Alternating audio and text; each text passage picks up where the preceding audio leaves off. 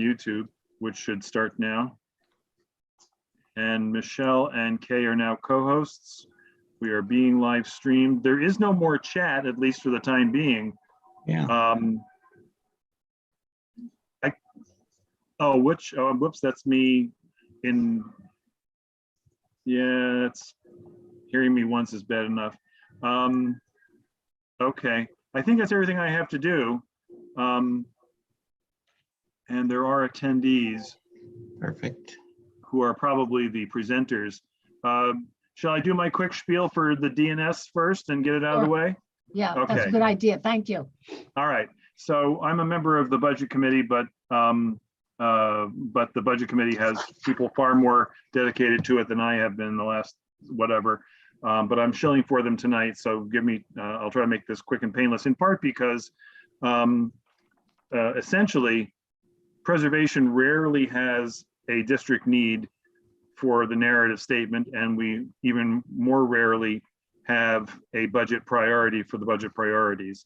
But just to recap the process and to preview what you'll probably hear in your other committees, Roberta and Bev have been doing an amazingly yeoman's job of shepherding this through. I'll remind everybody that the district needs statement and the budget priorities are charter mandated requirements, and every time a mayor gets upset with a community board for disagreeing with him, one of the first things they point to is saying, well, these jokers can't even get their district needs statements in. So this is something that we should do with some degree of dedication. And I'm grateful personally to Roberta and Bev, and now Benjamin and a few others. Anthony, I think, has joined for shouldering this responsibility. The timetable this year is going to look a lot like the timetable last year, which is to say a month earlier than most of the years prior, in that we're going to shoot for a full board vote on the district needs and the budget priorities at the October meeting instead of the November meeting, which means that the sorting out of the priorities among the various committees will happen at steering in September rather than October. There will again be a public hearing, which last year wasn't well attended, but the year before had 375 people in it. So you never know quite what you're going to get. And whatever happens with law enforcement between now and September might have a lot to do with that, as well as the new working group on public safety and uniform services. I know I'm getting off topic, but all of those things could very much influence what happens with respect to the budget priorities and our statement of district needs. In terms of writing the narrative for this committee, it's not going to be terribly involved, but the push that we all have been trying to do on the budget committee for years now, and we get a little better every year, and I'm hoping for another increment this year, is not just to talk to each other within the committee, but to talk to folks outside about what it is that the community views as its needs. In our case, that's a fairly finite universe of preservation societies. There's WEPS, which is the most local homegrown. There's Landmark West, which is slightly broader in scope. There's the Historic Districts Council and the Landmarks Conservancy, and then the Municipal Art Society. So if we were to reach out to each of those folks and say, what do you think, sometime in the next couple of months, I leave it to the chairs to figure out who should do which. We probably shouldn't double team these guys. But that would be the home run in terms of preparing the narrative statement. And then in terms of the budget priorities, the only budget priority I can conceive of, and correct me if I'm wrong, is that from time to time, the Preservation Committee has suggested that the Landmarks Preservation Commission staff needs more bodies. Half the time that we've asked for that, the staff itself says, no, we're fine. So we probably should touch base with them before, burdening them with more overhead.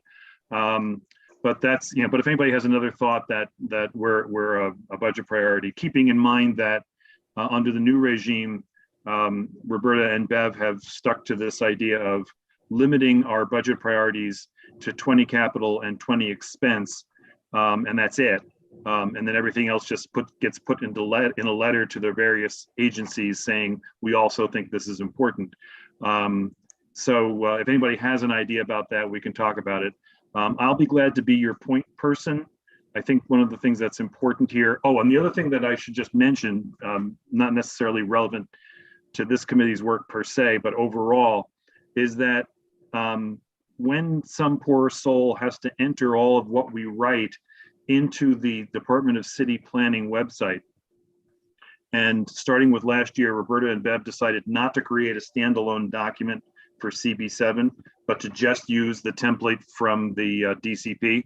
One of the things that the DCP requires of us is to come up with our top 3 overall budget district needs, not budget priorities, district needs for our district across the whole spectrum. So in September at steering, we'll be asked to vote on that. Most recently, I believe the top 3 needs were food insecurity, affordable housing, and I think it was senior services or senior or assistance for seniors. But anyway, that's what's coming up. Since there will be this need to coordinate, and I'm on the budget committee anyway, with the chair's permission, I'll be glad to serve as your liaison there. That's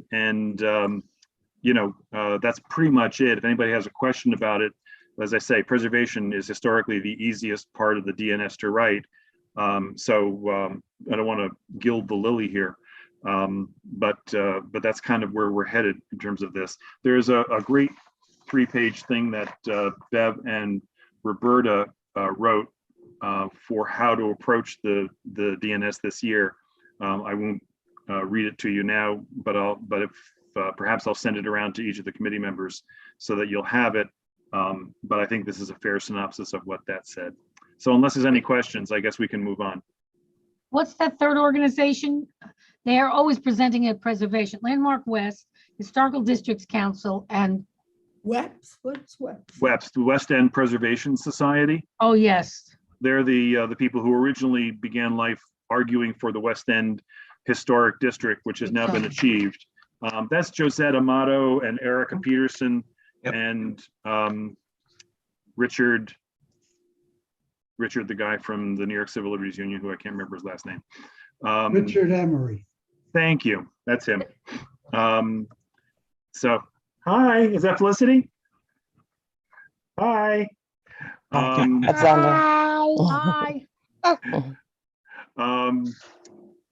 So it's those guys. Landmarks Conservancy, that's Peg Green. And who did I forget? Historic Districts Council. Oh, and the Municipal Art Society. Art MAS. Society, yeah. Oh, that's right. So it's 5, I guess. I mean, that's what I came up with, but I think those are the main players.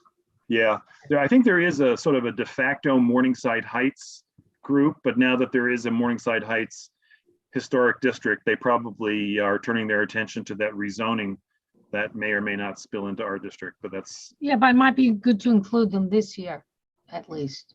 You wouldn't make any enemies by reaching out to them. Yeah. Okay. Great. All right. Thank you, Mark. Thank you, Mark. Michelle, you want to do our traditional introduction and yes, welcome. This is the February CB7 Preservation Committee meeting. We are happy to see you all. If everybody could announce their name to the public. Susan, you first. I'm Michelle Parker, co-chair, my co-chair Kay Carpin. We have Mark Diller. This is how I see my screen. Jay Adolph, Clary Newelt, Peter Sampton, Sue Schwartz, Madge Rosenberg, and our esteemed assistant, actually we are her assistant, Jessie Nieves from the office. Oh, and we see Maxwell Vandervliet. Did I get that right? He is also, no, I didn't. Max. He is Close. sorry, from our CB7 office, and he just disappeared. Thank you. We scared him away. Yeah, wouldn't be the first time. All right, thank you. As you may know, I'm sorry to interrupt, Kay. Yeah. But I just noticed that our minute taker isn't here. Oh, yeah, our Um, minute taker is supposed to be Paige. Paige. Right. So I'll tell you what, I'll start, and then when she arrives, she can take over. How's that? Okay, because you're next month. We talked about that. You know, We didn't talk about that, but that's fine. alphabetical. That's how we're doing it. Is that it? Oh, okay. Okay. Well, then we Yes. need to recruit people named Aaron and Yeah. Anthony and That's right. Aloysius. Okay. So our first item, 117 West 81st Street. Is there an applicant from that venue? That's actually 17. between Westwood. Amsterdam Here we and go. Columbus. okay. Somebody's here for them, Mark?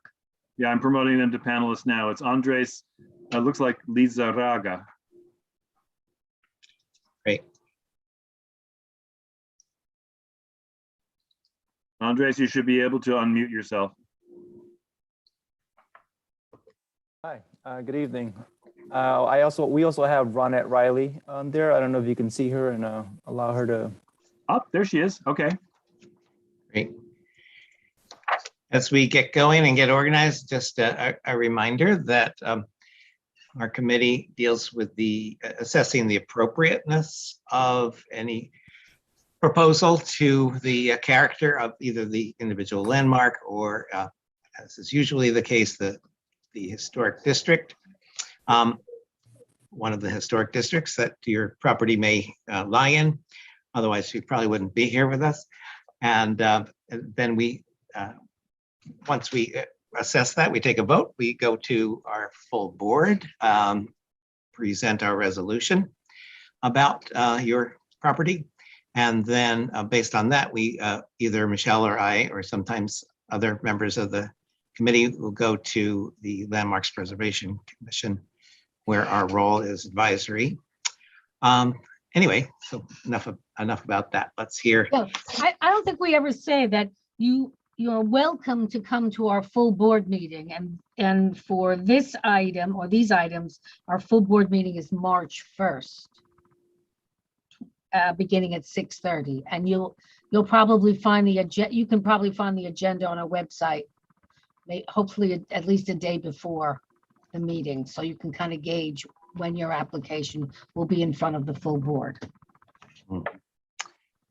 Great. So let's hear about this project. And do you have something to share with us? Should we do you want to? Yes, do absolutely. screen sharing? Yeah, I'll start the screen share now. Thank you. Okay, we enabled that.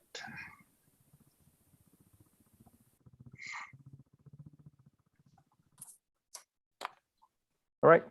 Good evening. My name is Andres Lizarraga. I'm a project manager here at Ronette Riley Architect, and with me today is Ronette Riley herself. Hi, everyone. Thank you for taking the time to look at our project. We're going to tag team this between Andres and myself. This project is at 117 West 81st, which is the neighborhood I live in. And it was a brownstone that was a rooming house for years. And the previous owner, prior to 2006, had converted it to a single family. Well, they didn't do any construction, but they did the paperwork to make it a single family. And let's go to the next slide. Just to put it in context, this is Columbus Avenue is to the right, and the rest of the long block of brownstones is to the left. Our project is the last in a series there, and the 1921 photo shows that it has a stoop, it has detailing, and by 1940, the stoop is gone, and by 2006, a lot of the detail from the basement to the parlor floor is missing. And this is a photo of the project that we designed. We actually did this project from 2007. It was completed in 2010, and it's now been 12 years. And this is a photo taken recently of the project in 2022. So we're here because we're requesting approval or legalization of an existing condition at the basement level that evidently in a letter that we didn't, that said that from the landmarks that we had to rusticate the basement level. And their approval of our drawings in 2009, 2008, approved it without the rustication. And now that we're trying to sign off additional work and things that had happened with the building, we're told that we have to go back and rusticate the project. So we're hoping that your organization, the community board will say that what we've done, you'll legalize the existing condition. So I'm going to hand it over to Andres. Thank you. So we'll start off with these just set of elevations for the front facade. These are approved. These are taken from the approved LPC elevations from 2009. On the left, you will see the existing conditions back in 2006 prior to the work commencing, and on to the right-hand side, you will see what was in our drawings as proposed. We show the new stoop on some of the detailing around the window bays and the hoods of the windows and the door, as well as just the clarification between the two spaces and the identification of the stoop location based on that landmarks docket number from 2007. We would like to point out in our drawings, there is no detailing showing rustication. However, if we look at the sizing of the stoop, it takes up almost 45% of that basement wall.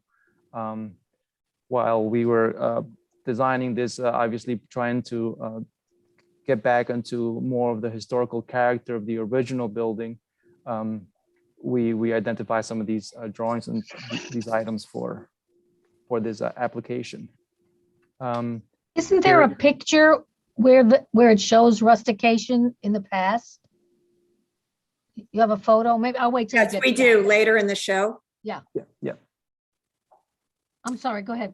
That's all right. That's all right. And here are just some plans outlining the areaway, the location of the work that we're currently discussing at the parlor level and the basement level.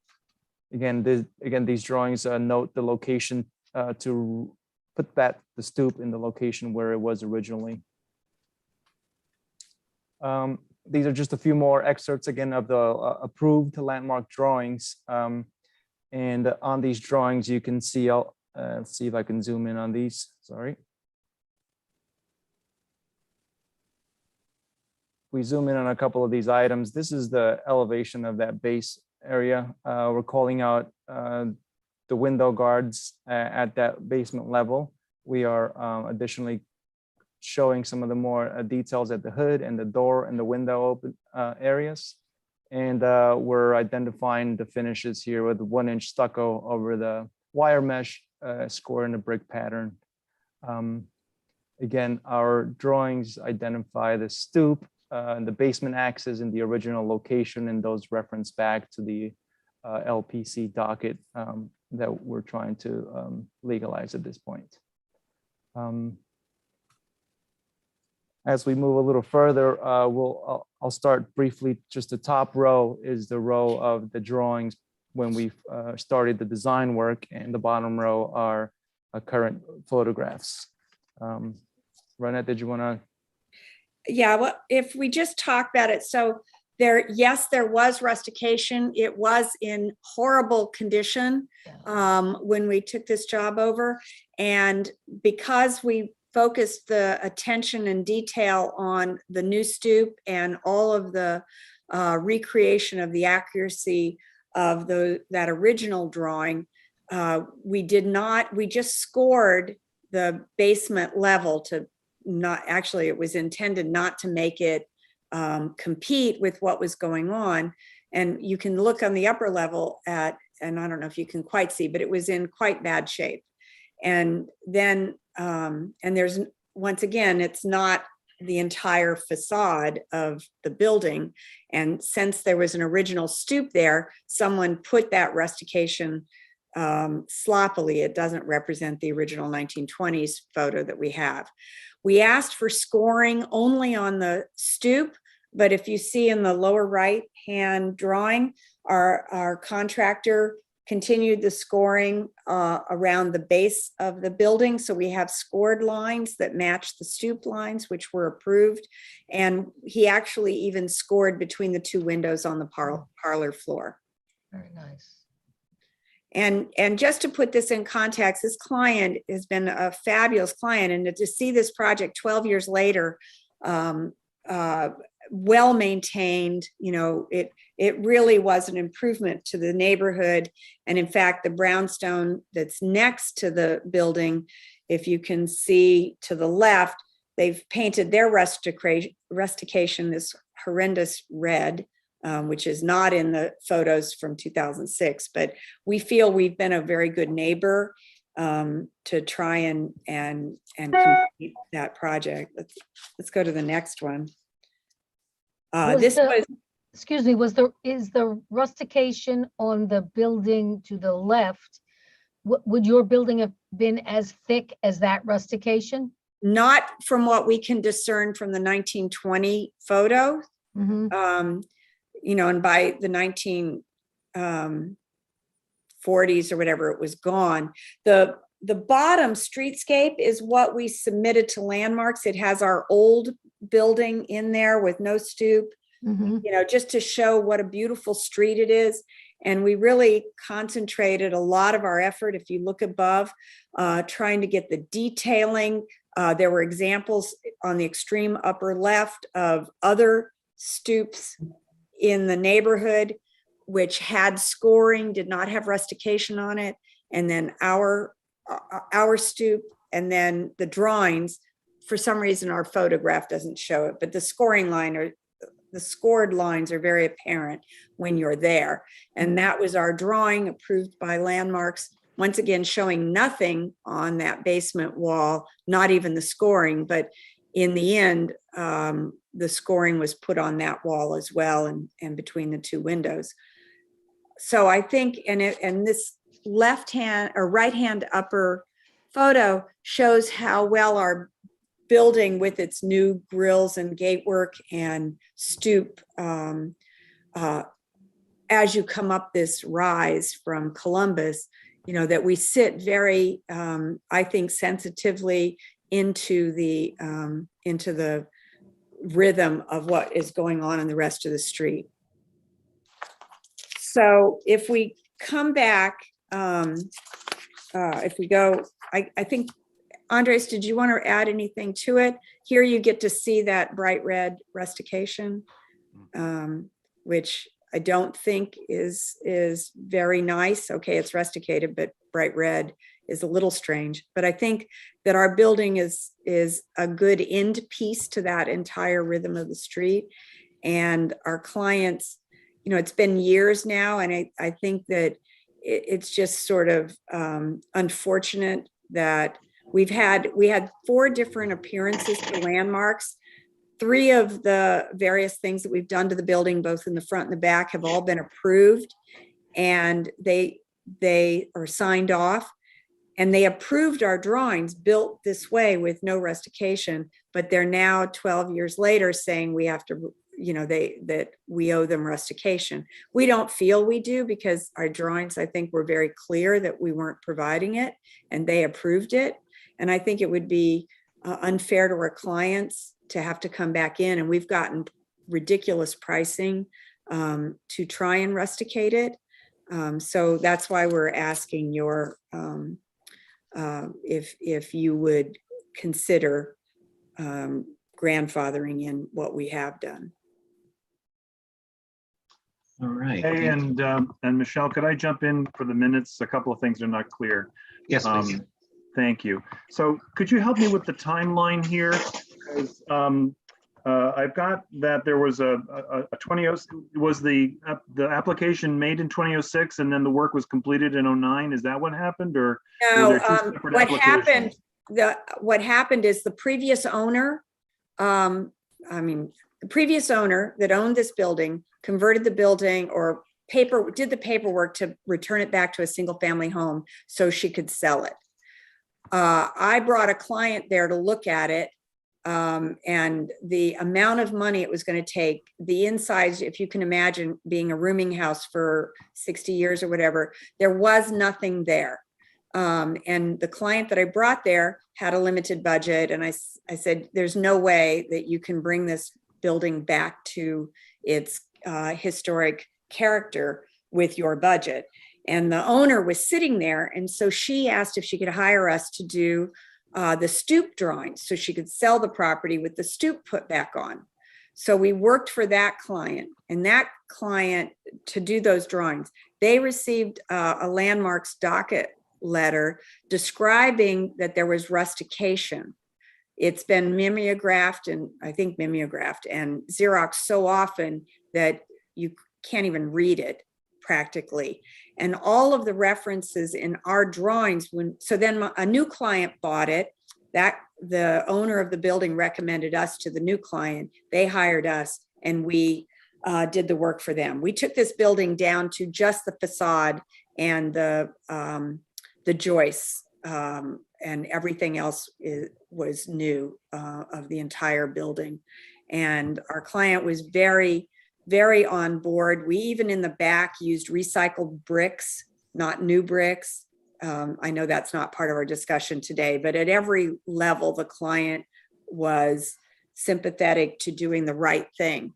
And our approved drawings show a blank wall there, but they're pulling out a letter from the previous client saying that we needed to put the rustication on. And so thank you.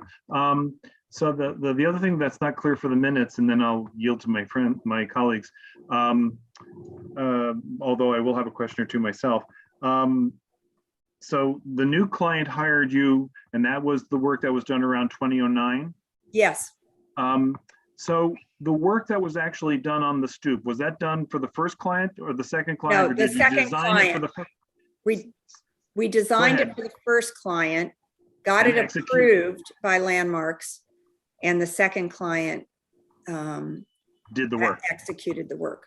Okay, and the permission that you got from Landmarks, was that a certificate of appropriateness, or was that a certificate of no effect, or was it something else? Oh, definitely not no effect because we changed the whole thing. Andres, do you know the answer? I think it was, Certificate Did you of go to no a public effect. hearing? Yes, it was a certificate of no effect, and then we subsequently obtained three certificates of appropriateness and a miscellaneous amendment to those applications. Specifically relating to the rustication and the facade on the basement level, was that the CNE, or was that a certificate of appropriateness, or was that a modification of something else?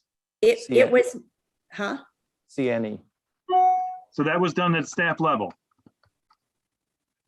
There was no public hearing. there was no rustication requirements when we submitted this to Landmark. Okay, It's only now that we're trying to sign off the building 12 years later that they're bringing this up. I understand that part, but Landmarks LPC is referring to something, and you said something, if I understood you correctly, that your drawing not showing rustication was approved, but that there was a reference in a document, and I'm trying to figure out what that document is. Go back, that- Andre. It's That required the rustication, and I'm trying to figure out, was that the CNE? Was that a C of A? Was that a letter? That was a CNE. Okay, so a staff level approval, somewhere in there was a sentence that said you have to rusticate. Yes, and Okay. with the CNE. Got it. Jay? Okay. Yeah, I didn't think I was confused, but it sounds like there were two CNEs, one to the original owner, and then in effect a a superseding one based on your second owner's drawings. Is that correct? No, there was only one CNE, which was from the initial application. Following that CNE, we had 3 certificates of appropriateness. Okay, so the original single CNE did contain a requirement for rustication, but you submitted drawings without the rustication. Yeah, in all honesty, we would have rusticated it had we realized it. No, I understand. Yeah, I so just want to We didn't understand want to the- not also rusticate it. the sequence. So you submitted it without the rustication based on a misunderstanding. But notwithstanding that, staff approved the smooth scored front in lieu of the rustication. Is that correct? They approved a smooth front. We added the scoring for the brick. Okay. But they approved your drawings with the smooth front. That's Yes, correct. Okay. And that's the last review that was done of it. There's nothing superseding that, except now they're asking you. Now they're reviewing it again. right. Well, the CFAs that were issued after the initial CNE all reference that for additional, all those changes that we were previously approved by landmarks. So Okay, so what is it that you're seeking from landmarks now that brought up the issue of the rustication? We were closing out some open applications with the DOB, and that triggered the landmarks. Okay. Okay, well, I think I understand. And my last question, having nothing to do with your building, is how did that front lower portion of the neighbor's building get painted red? When was that done? So if you go back, Andres, to the one where we have the 8 photos. Do you know? Well, so we know in 2006 that you can see it in the second from the right, that it's the right color, but but now it's bright red. So somewhere between 2006 and now. And actually, I remember during that it's been red for a long time. Because that's something that, unless I'm mistaken, according to the rules, a repainting or whatever could have been approved at staff level. Right. Knowing that neighbor, I doubt they ever I went. agree with you. I agree Yeah, with you. because I can't imagine, we certainly wouldn't have approved it, Landmark, the commission, but I suspect that it could have been approved at staff level and staff wouldn't have approved that It's color. got nothing to do No, with Jay, this. So it This must be, picture makes it look nicer than it really is. I was there today. yeah. Yeah, too. All right, I don't want to take up any more time, but but if you go to the last photo, it's more true, that bright red. it It's had to be done without approval. Yeah. Of any kind. Clara, you had a question? I think so. So I thought I had, like Jay, I thought I had this figured out. Now I'm not so sure. Ronette and Andres, as I'm hearing everything you're saying, it sounds to me as if the way you got into this pickle, and you're in a pickle, although let me just say, as none of my other colleagues do, that the cost of changing to rustication is not relevant to us, nor I think to LPC. I actually have some interest in physically how you would do it, but that's not the question I'm asking. As I understand it, you got into this pickle because the staff in 2009, I guess it was, had given you a CNE, or given the then owner a CNE requiring rustication. You guys, in your continuing work on the project for another owner, essentially failed to notice that or remember it or take it into account, and did plans that didn't include. So while I'd been first thinking that you got in this pickle because the Landmarks Commission messed up, I'm more thinking, although with sympathy to you, that you're in this pickle because you messed up. But anyway, never mind the characterization. That's how you got into the pickle, right? Yeah, absolutely. Okay. And if you saw, I actually asked Andres to put the document that we were referencing onto the slideshow so you could actually see how we got into such a pickle, because it really was something, and we would have done it but. Hey guys, I have one more question for you. The apartment building, I guess it's a much taller apartment building to the right, to the east. That's the Endicott. That is highly highly plastic facade. I'm not sure whether it's rusticated or some other word for the in and out of it, for the plasticity of its facade there, but it's definitely a plastic facade in the architectural sense, right? I think the Endicott is an individual landmark. No, I understand that, but I'm looking at the left, which has rustication. I'm looking at the Endicott, right, it is the Endicott, which has a highly textured masonry facade at the first level. Is that right? It's just hard to see it in the picture, but I think that's right. I think it's flat on the first level, then it gets more detailed as you go up. Okay, right. Thanks. So we, from a visual point of view, I think it's a good transition, but you're right. We should have addressed that, and we tried to address so many issues with this building, to be sensitive at that point. But now we're 12 years later, and I'm at your mercy for understanding. All right, any other questions? Jay, your hand's up. You have another question, or you? But the issue is really, would we have approved this the first time around? Yeah, That's exactly right. Legalization. Right. You did approve these drawings first time around. Mhm. then Oh, yeah, there. that's important. Okay, any other questions from committee?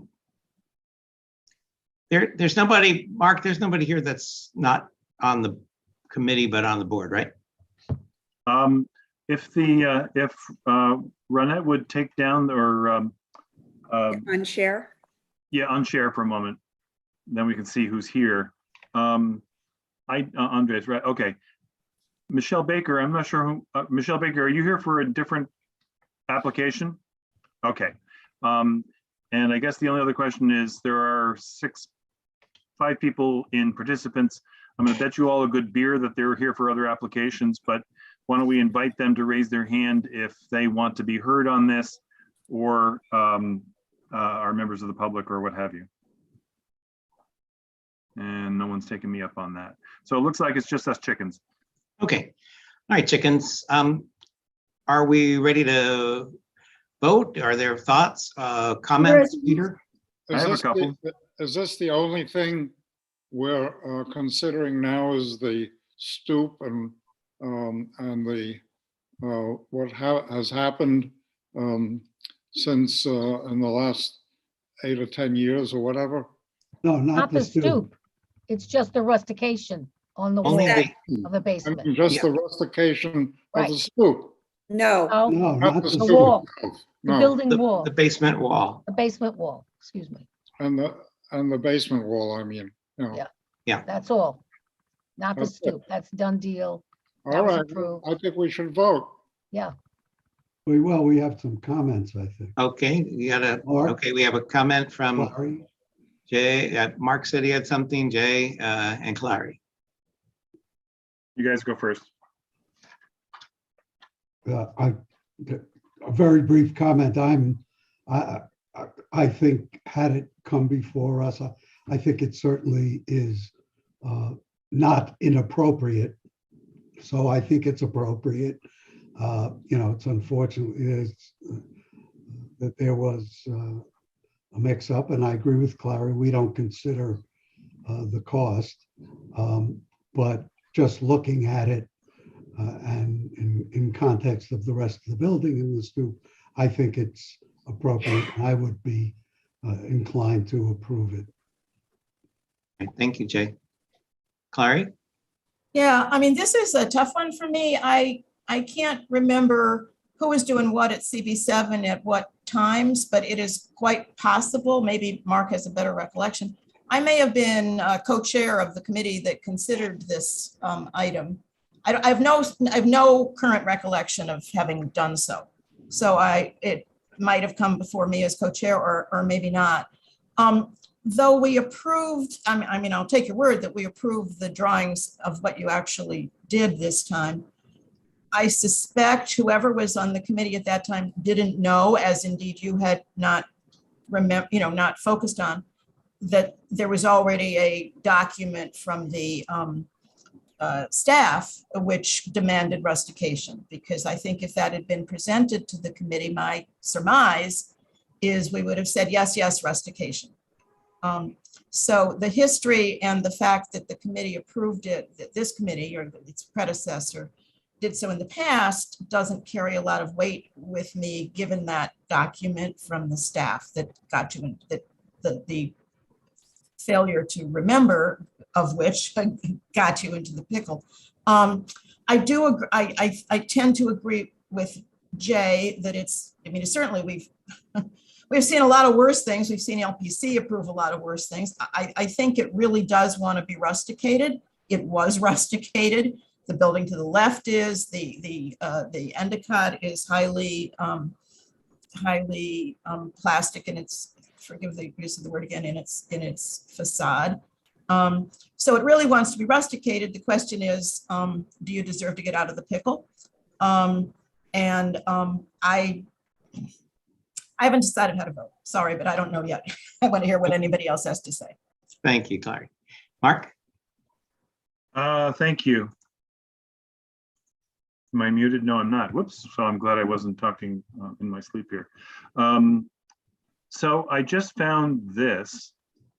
I'm not sure it's all that helpful, but it is the resolution from 2008 in which the former Parks and Preservation Committee approved certain, I guess this is modifications to the penthouse. Mm-hmm. So that's one of the previous iterations of this application. Combining, Jay and Clary have correctly stated the process, which is, will we have approved this if it came to us ab initio? And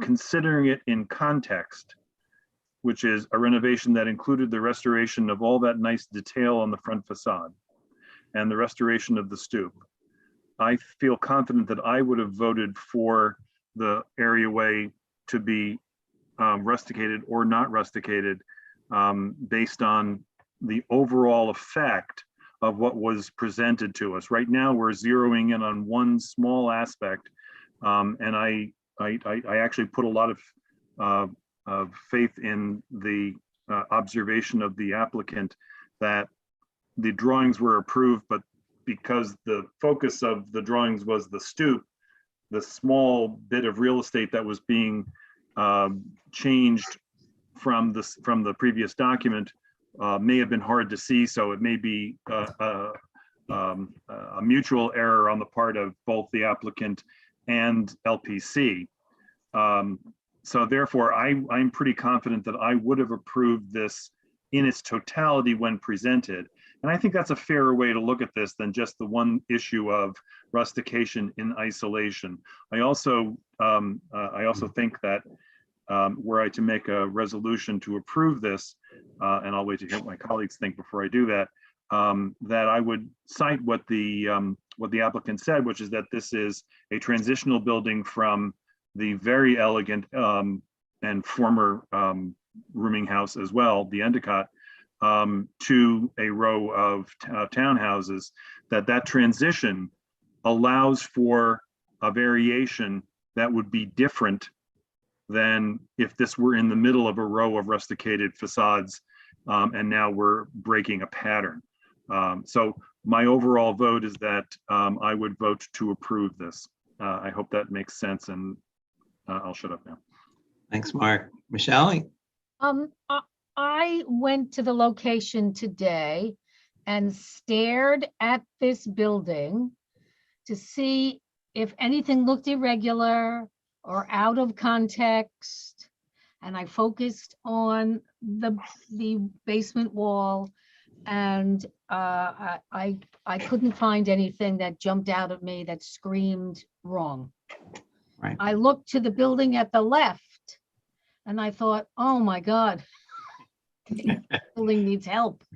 And that's why I asked how thick the rustication was. I don't think your building, I'm glad you were honest with us, Ms. Riley. I don't think the owner of this building has to rusticate it. I would vote in favor of the way it looks now. I wasn't on preservation the year that this first came to us, but I was on the board and I likely voted for it then. And now I'll stop talking because I agree that it's not out of context with the historical district. All right. Now, Michelle, I also spent quite a while staring at this building today. I'm surprised nobody called the police on us. Yeah, I know. That's how I felt Probably too. thought we were up to no good. 2 different times. 2 different times. We were casing the place. Please tell the owners we had no ill intention. Right. And that's what I was weighing as well, the overall impression and appropriateness as it sits there in its present form. And so I guess I would agree with some of my colleagues about that. I felt overall that it blends in an interesting way and a transitional way. And so I'm in favor of. I think Peter wants to say something. Peter? Me? Oh, Yeah. Oh, Did you did wanna you say say something? or you were just I, waving? I think it should be approved. I think we spend a lot of time on this already. Yeah. Yep. I think it's fine to approve it. I don't want to continue talking about this ad nauseum. Okay.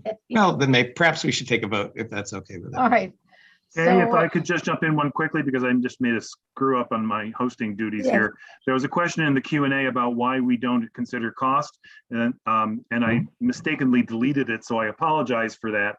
And the answer is that we don't consider cost because there is a separate hardship application that one can make. This is not that, therefore we're not considering it. okay, Correct. so we'll take a vote on a resolution to approve the application as presented this evening. Susan, Abstain. Peter, Approve. Mark,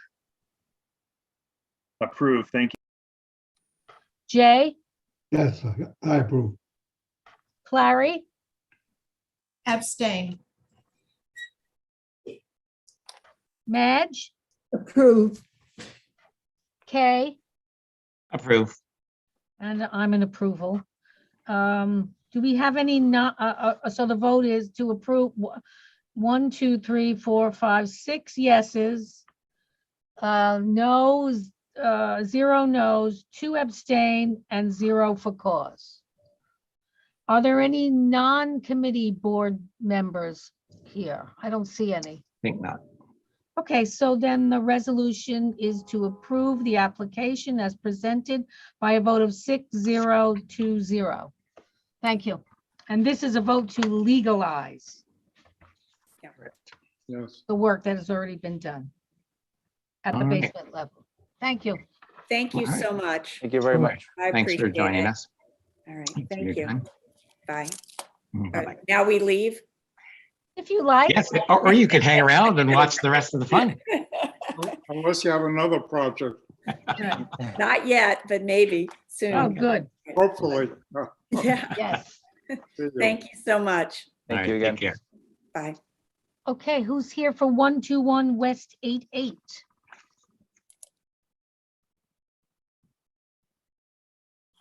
We have You got that? Okay. Nobody? Brian? Hi, yes, can you hear me? Great. Hi. Great, Great, and let me get welcome. my video. I'm here, I think. And There you can I are. share my screen? Yes. 1 second, let's see if it's giving me that option. Share screen, very good. So this is a review of revised plans. What does that mean? You already have an application. So We've seen you before recently, right? Oh, Yes. yes, that's right. We were talking about this Yes. earlier. Yeah, so we presented, I think it was sort of early fall, and we basically went back to the drawing board after receiving the resolution and made some revisions. In the meantime, landmarks, essentially the objections were related to the enlargement in the rear of the building. Mhm. And there was, you guys voted in favor of the front facade work. And so landmarks asked us to split the application after some discussion, and we proceeded to get approval on the front facade. And then we're in the process now, after this redesign, of presenting to you and then to the commission on the rear and the enlargement, which is what we're going to show you today. Okay. Second. Okay. So this is just a summary of the comments from the resolution and how we responded to it. So the main points were related to the setback on the rear yard. Previously, our enlargement at the rooftop was aligned with the rear facade of the main structure. Not this has a rear an extension beyond in the yard, but we were aligning with the main facade. There was some comments about the setback of the front facade. There was the overall height of the building was a concern. And so we went in and modified the slope of the roof to reduce the height of it. We similarly modified our stair bulkhead to reduce that and push it back from the rear facade further. And there was comments about the railings generally, both in terms of making sure that the front railing would not be visible from West 88th Street. And then additionally, that glass not be used. And so what we've come up with this redesign, we've tried to comply with these comments with the hope of getting a favorable review from the committee. So just a reminder, so this is the Rooftop Edition. The portion in yellow is the extent of it. And previously, again, it was aligned to the rear facade. Here we're showing the 3-foot setback that we're doing at the rear of the building. This is the reduced massing. Again, the yellow is the portion of enlargement. And there's we've lowered the roof by decreasing the slope. We've pushed back the bulkhead and the stair access. One important note that I want to make about this is that the nature of the code that we're going with, the 2014 code, because of the slope of the roof being less than a 20-degree angle, we're required to have the stair go all the way to the roof. That's, the old scuttle hatches are not permitted under the 2014 code that we're utilizing for this enlargement. And that 3-foot setback at the rear, you can see we've pushed that in. This is just the existing building section. So the dashed line was what we presented to you previously. So it was a larger enlargement, both in terms of its overall footprint and its height. We've scaled it back significantly. One bit of just history is that this project under a previous architect had been presented a number of years back. So this is probably the third or even potentially the fourth time you've seen this property. That project didn't go forward, and we were brought in under new ownership. The massing that we're showing here is somewhat consistent with what was initially presented and had received favorable review at the commission, though the project died before it actually got approval, but it had been forwarded on to staff at that point. This is the same section showing the stair bulkhead. Again, the stair is a requirement for us to get to the roof level there, and we've reduced it to the point of 7 feet, which is the minimum headroom that is permissible. So we trimmed it back and then lowered it as much as we could and still got the required headroom at that location. these the sight lines. So at this point, we've eliminated all visibility from West 88th Street.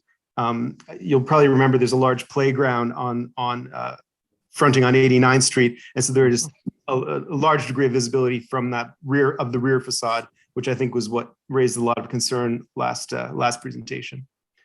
So this is actually just a diagram of the mock-up. So we built the mock-up back in, I guess it was August or September. The mock-up is the orange portion, and then you can see the reduction that we've proposed here. And they're in the process of actually modifying this mock-up. I don't know if it's complete today or not, but it's in the process of being reduced. Initially, the staff at Landmarks had said if we didn't need to modify it, and then they've asked us to do it. So we're in the process of doing so. So this, again, this is not the modified design. The initial objection was that small degree of visibility of the railings on that front facade. They've since been moved back in the new design, so they are not visible from West 88th Street at all. Same comment, so that portion of the railing is no longer visible.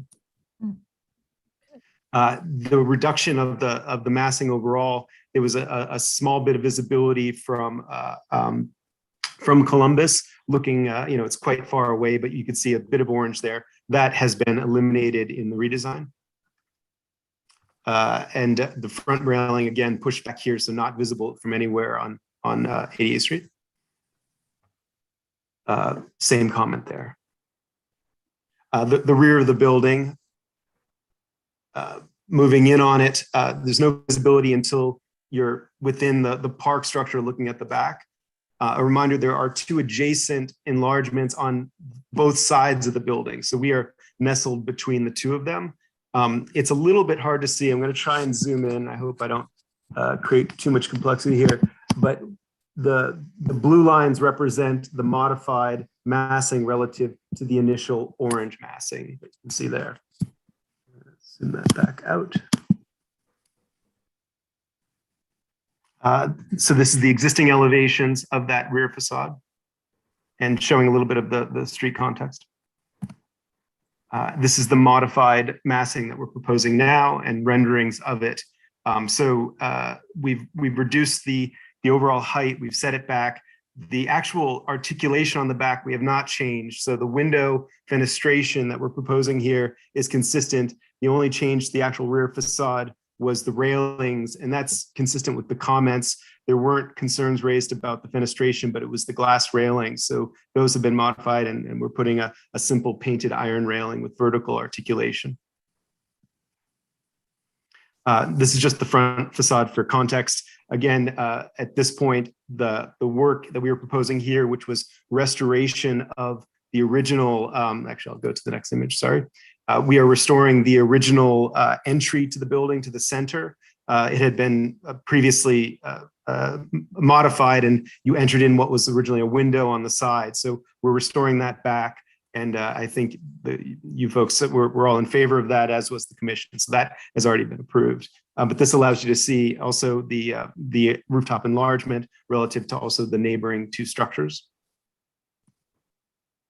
And this is just the, again, rendered version of the rear and view of the front. And I believe that's the last image. Great. All right, unless there are questions where you need the slides. Are Actually, there? yeah, I do have Okay. one. I'm sorry, could you go back to slide, I think it's number 6. There were a series of slides that showed dotted lines between the old volume and the new volume on the roof, and I was confused between two of them because one looked like it was reduced in mass and the other one didn't. Yep. So there is, this one is this typical section through the floor. Yep. The next one is just at that stair bulkhead, which is a 3-foot stair access to the upper level there. And so that has a slightly higher volume because of the headroom clearance. So here's my, I will now reveal, in case it wasn't obvious before, that I'm not an architect, although I have read these plans for about 14 years now. And it sure looks like one of them lowers the height and the other one doesn't. Why am I reading that wrong? So let me go back to the 3D. Maybe it explains. So we've lowered all of the roof with the exception of the stair angle. So previously, the entire roof followed the stair angle. That was sort of the design. Oh. And so, Right. we lowered the stair as much as we could. We've even dropped a landing inside, so you do up a step to get out. We tried to get it as low as physically possible, still maintaining the 7-foot required clearance that we need for that stair landing. So in effect, there are two different slopes on that roof now as That's proposed. That's correct. One of them is the original slope, but just for the stair bulkhead, and the other one is for the occupiable space. Do I have that right now? That's correct. I apologize, I didn't get that the first time. Thank you. Sorry if I wasn't clear. And then we also did push back. Previously, that massing came out further, so we pushed it back so the stair is further even set back. And I'm going to actually go forward for a moment just to the renderings. So that bulkhead is, it's in the renderings, you can see it has very, very little visibility now, and we've pushed it back about as much as we can. There you go. Yeah. Okay, right. Other questions?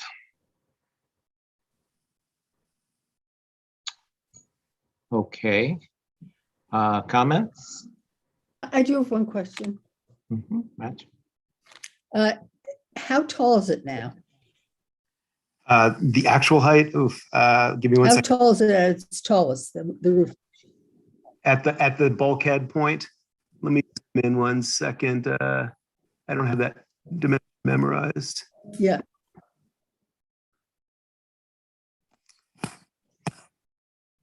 Is second. So at its, it is at 64 feet. 64. The building, okay. Building. 60, the whole building, yeah, 64. Yeah, Is that the bulkhead or the rooftop addition? that's the bulkhead. Rooftop's 60 feet, and the bulkhead has to Now, extend. how tall is the addition? I'm sorry? How tall is the addition at its tallest? Let's see, I don't have it called out as a separate. So it's the cornice line is at 46 feet 11, so it's 47 feet, and it's going up to 64. So let me do the math there. So 47, 64, 17 feet at that stair bulkhead. And then it's would be 4 feet less, so it'd be 13 at the maximum height of the roof. Okay. So that's 60. All right, other questions or comments? I have a comment. First of all, it's nice to see that the recommendations of the committee were reflected by LPC and that the applicants have made what appears to be a serious effort to address our concerns when we disapproved the rooftop. It's no longer visible except across the schoolyard from, what is it, 89th Street. And, you know, I'm just observing it. It fits like a Lego block between the two adjacent rooftop additions. So it certainly doesn't stand out in any obtrusive way. So it's a long way of saying I have no problem voting to approve it. Thank you, Jay. Other comments or thoughts? Are we ready to vote? I have my hand up. Oh, Clary, yes, hi. Well, just, There you go. I think I essentially agree with Jay. I think it's too bad that we don't have the advantage of seeing the revised mock-up because there are times, and it's no reflection on this applicant at all, when you think something is not going to show and it does, because that's just sort of how things turn out. I would prefer to be able to see the mock-up of the revised before we had to vote, but that doesn't seem to be practical. So, and as I say, I'd have no reflection on the applicant in terms of what they're telling us about that. Yeah, I'm okay with it. Thank you. Thank you, Clary. Mark? Thanks. My biggest concern last time this was before us was the fact that the rooftop addition was coplanar with the rear facade. And they have now solved that, not as dramatically as I might have liked, but that's now entering the area, not of appropriateness, but preference, for which I should get a life. So I join Jay in being grateful that they took our comments to heart. I'm not sure that the sliver law or the height restrictions apply to bulkheads the same way they do to occupiable space. So I'm satisfied with respect to the request to lower the height of the occupiable space. The fenestration on the rear facade has already been approved. If it hadn't, I might have something to say about it, but I'm not going to go retrace those steps. So on balance, I think that I can vote to approve this as appropriate as well. Thanks, Mark. All right. Anybody else? I have one question. Yeah, Peter. How high is the rooftop addition on the south facade on the of the addition? How high is it above the existing roof? On the, not the rear, the front facade, the south facade, you're saying? On the front, right? On the south. Yeah. On the south, facing 88th Street. Yep, yep. So there it is, I believe the front, it's, I believe 9 feet above the roof is, sorry, 1 second. 9 feet to the top of it, or?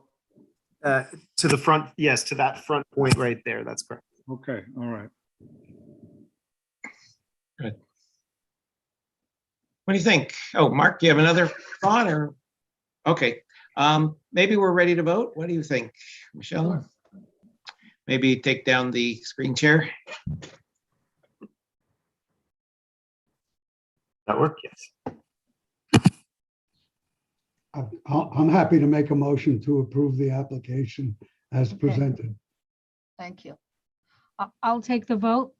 Or a second? Susan? Oh, yes, sorry. Okay, we got. Susan? What's your vote, Sue Schwartz? Approve. Peter? Approve. Mark? Approve, thank you. Jay? Approve. Thank you. Clary? Approve. Madge? Approve. Kay? Approve. And I approve also. 1, 2, 3, 4, 5, 6, 7, 8. And we have no other committee members, so it's 0, 0, 0, and no non-committee board members. So the resolution as presented passes our committee. You know, we have a full board meeting on March 1st. You're welcome to. And thank you. Thanks for coming back to us. You have are you calendared at LPC at this point? Say it again. Are you calendared to go back? They were trying to get us into a March, and I think they wanted to confirm that we were getting through this process before, but they were hoping for March. So anytime after March 1st would work, because Yeah. our meeting is our full board meeting is March 1st. The evening. Yeah, of so I March. think I apologize. I don't know. They had 2 dates later in the month. Oh, Yeah. my assistants. March 15th is what they were proposing, you know, pending a positive resolution. So. I'd beware of the Ides of March. I don't know. Thank you. All Thank you very right. much. Thanks for coming Thanks back for to us. coming. We appreciate. I just say for the record that I think it's sad we don't have chat anymore, because otherwise I would have in chat made some comment to Jay about how remarkable it is we agreed on a vote. Hey, it miss happens. Yeah. But it's also great that applicants come back to us so we can follow this stuff through. I appreciate that as well. Yeah.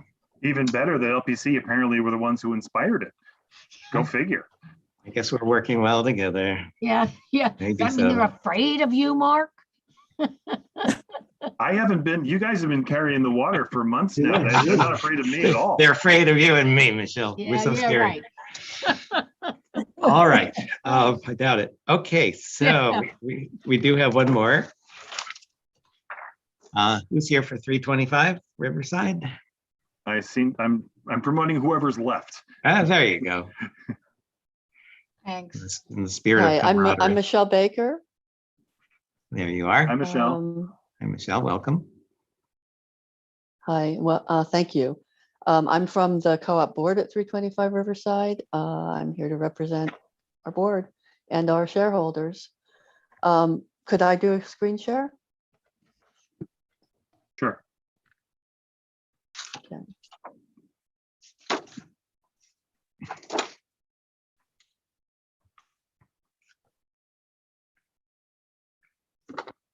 Do you see the video? Sure do. Mm. Okay, great. I have applied to LPC. You can see we've got the LPC number. This is a request for a approval for an engraving on the facade of 325 Riverside Drive. This is a building on the corner of Riverside Drive and 105th Street in the Riverside West Historic District.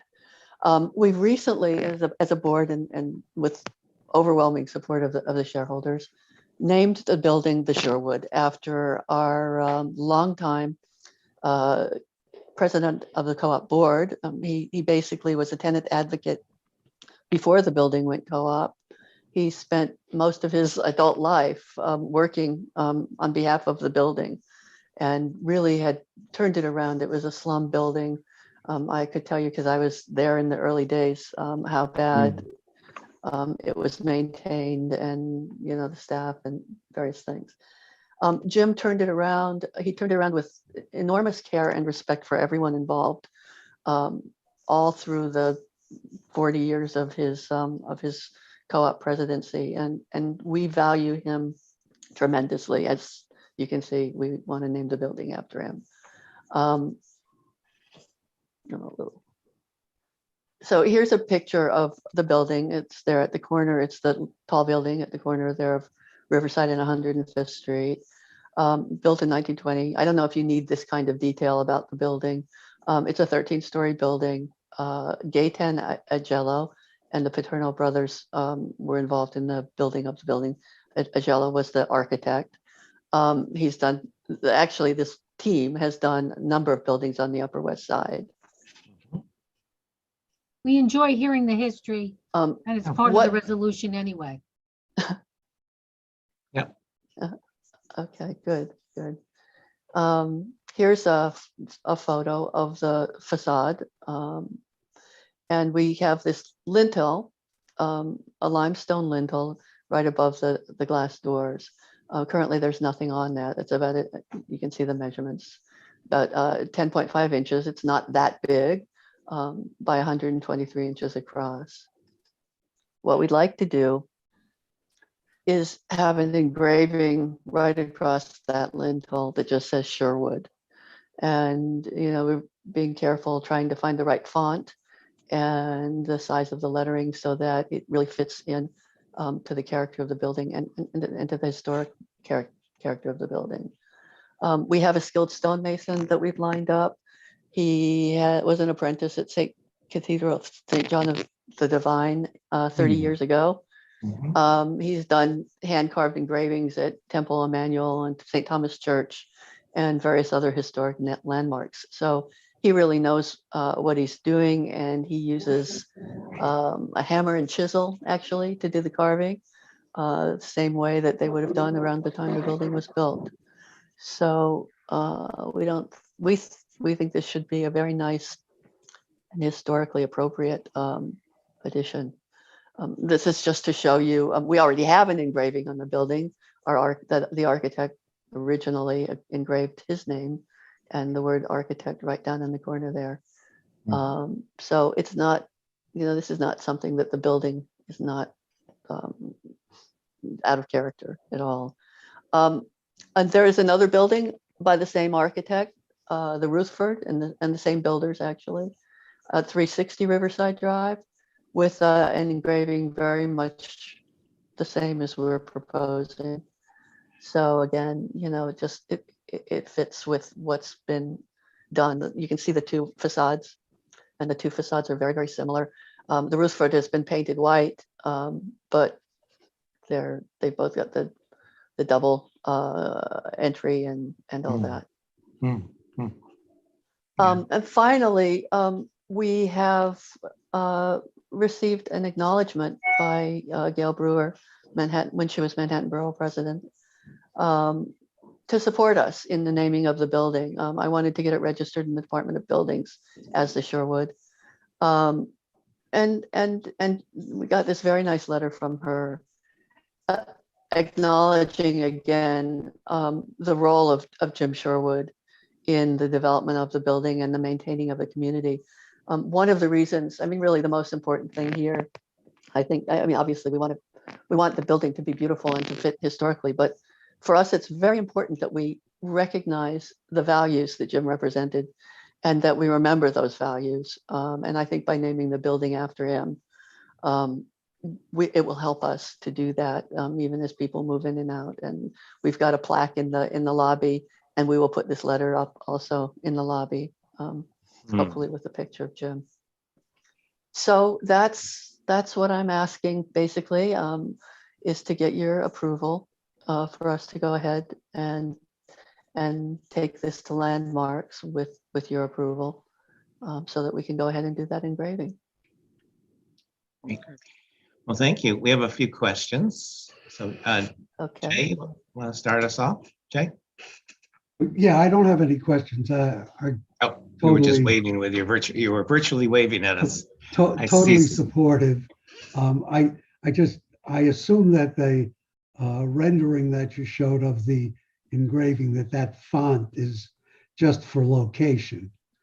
Of course, it seems unduly, if that's the actual font, my suggestion would be something a little more classic, maybe something reflecting the address on the glass below that very simple, stark, modern font. I don't know, just a personal preference. I think you should consider something a little more elaborate. But I certainly support the building's wishes to honor Mr. Sherwood. No problem. All right, Susan, did you have a question? Incredibly touching, and may his memory be for a blessing. I just think this is really great. I'd like to recommend right now that we do a resolution to approve this. Not to cut off Clary, but just and Madge, but just and Mark. But I think this is incredibly touching. Thank you, Clary. Yeah, I completely support it as well, but Michelle, that whole door unit is, I assume, not original to the building? No, it's not original, Yeah, but it's been there as long as. You're not before us on that. We might have something to say about that if it were before us. I tend to agree with Jay. I'd like to see something, even though the door unit is so modern looking and rectilinear, there's something to be said for that very simple font, because it's adjacent to the unfortunate door, unit. But I wouldn't vote against it on the basis of the font. I'm assuming that the font is part of what you're presenting to LPC. So that's the font is part of what we're yeah, right. I would assume. Yeah, sorry. The font is what part of, but we're happy. I don't think we're fixated on that font. We would like it to look as appropriate as possible. And if you've got more knowledge and an understanding of that, certainly we'd be open to that. Also, in your rendering, the writing, the name is a bit askew. It's not quite level, but I'm assuming that your stonemason will use a level and it'll end up straight. So, I think we're sort of quibbling, but I'm ready to say yes. If that's what you want, I'm fine. Great, thank you, Clary. And Madge? I live in a building with the same history, so I think this is brilliant, and that crucial person should not be forgotten.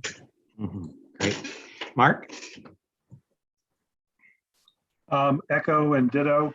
And I'll add to the conversation that this is so much better then one of those secondary street names, I vote for them because they're appropriate.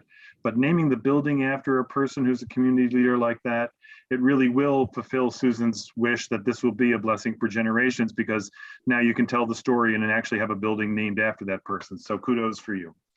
Yeah, I would agree with my colleagues. I think I'm glad to see that you'll have some explanation in the lobby. That's. I have one more question. Does anybody in his family still live in the building? Yeah. Yes, in fact, Go ahead. Shauna Bay Approve. is here at this meeting, who is his widow. Shauna Oh. is somewhere. I'm so sorry for your loss, and what a wonderful, wonderful tribute. It's really spectacular. Really, it's rare to feel so touched by something like this, but it's really, especially in this day and age. Well done, Michelle. Okay. All right, so I'll take the vote on a resolution to approve the application as presented to us. Oh, Peter, do you have a question? No, I just wanted to vote on it. I don't Okay, think so we what's your vote? anymore. Hang on, Michelle, just one Yeah. quick thing. Yeah. In the Q&A, there's a person named Reed Perrin or Perron, forgive my pronunciation, Mhm. saying that he agrees with the comments about a different font. And now the record's complete. Okay, thank you. On that, Michelle, I kind of agree with the comments about the doorway itself, but the font that has the address on it is kind of nice. It's just got a little bit of a serif to it. And so maybe that's a thought, but really y'all do what you want, because I think it's lovely and whatever font, it will be a fitting and wonderful and appropriate tribute Let's in my vote. mind. Yes. Okay, so Thanks. Susan, what's your vote? Peter, is your vote is a yes? Yes. Mark, Yes. Jay, Yes, Larry, Yes. Madge, Yes, Kay, Amen. and I'm a yes as well. 1, 2, 3, 4, 5, 6, 7, 8, 0, 0, 0 to approve, and there are no non-committee board members. So this resolution is approved by our committee. You know, we have a full board meeting on March 1st, and you're welcome to join us. And you can look on our website to see approximately what time your application may come before the board. And then add an hour and a half. Yeah. Matt, do you have a? suggestion that maybe when you come to if you come to the full board, you could bring the font that you've chosen. If you come. Okay, or we'll If put maybe there's a a couple fonts. And Okay. would it be a good idea to bring 2 fonts to show you to Oh, probably sample, not. or should we? No. Bad okay, enough to have that's 8 fine. people designing your memorial. Yeah, that's right. that's 50 people. 50 people. You don't want that. Yeah, okay. You don't Thank wanna you. do that. I also just want to mention, I'll mention that I'm going to, unfortunately, I'm going to have to be traveling for the full board meeting, but Shauna will be representing our proposal there. Lovely. Okay, great. so- Thank you. Great. And is there a date Thank for you. Landmarks Commission? Do you know? Not yet, no, Okay. they're waiting to see this. Hey, guys, I think we should just say that although we've invited them to come to the full board, and Shauna, of course, is going to be very welcome, there's really no need. I mean, they will not be presenting. The chairs would be presenting a couple of slides on this, and our meetings tend to get very long. The full board meetings, and you need not sit through it unless you choose to, so. There are other Great. forms of Thank you. torture available. So. Understood. Whatever you want to do. You might prefer Netflix that night. Well, you're very welcome. But you're welcome, yeah. Yeah. All right, any new business to talk about? Can I just brief you on the last application at LPC was for the changes at on the building at West 86th Street. Unfortunately, the applicant, that was the former Three Brothers Diner. I know. Unfortunately, the applicant himself had a death in the family, so his attorney appeared at LPC, which in many ways I felt was better. But I will tell you that LPC caught on right away that the renderings were the wrong color. Yeah, So, that yeah. was my point. Right, they caught on right away. Yeah. And they, yeah, so they would, thank you. So what They happened? did approve it So they approved the application, but this applicant has to work with with staff, staff on the color, Yeah. which is what we expected. which is what we expected and what we want, because turns out I deduced that the staff member on this was also at the meeting doing like the mark kind of guy. So, Yeah. so then a couple of times, I forget his name, he got a little defensive sometimes, which is Yeah. why. Sounds like me. Yeah, So they were okay with the chamfered door, you know, that kind of glided through, ah, Okay. but I guess we'll see. They won't be coming before our committee again. But I suppose we can, anytime I ask Jessie if she has a follow-up on something, she knows where to get the information. So it's not going to be white, right? Correct, Correct. correct. Good. Thank Yeah. God. I think whoever spoke for this application was just so relieved it was gonna be renovated. It's gonna be chartreuse, Peter. Yeah, it's gonna do anything, just get rid of that. So that's my little report. Okay. All right, so I guess we are finished. It is All righty. 7:58 Thank you. p.m. That's great. Yes. Thank you. Okay. Very good. Thank you very much. And And Mark, you'll have to switch with Paige next month on the taking the minutes, or anybody else you want, because that's up to you all, to you. I leave that to the discretion of the chairs, but thank you. No, I just said, it's your month, but if you want to work it out with somebody else. You don't have to double duty it. Right. Yeah. Okay. Thank you very much. Good night, everybody. Good This night. concludes our meeting, and I'll see you all soon.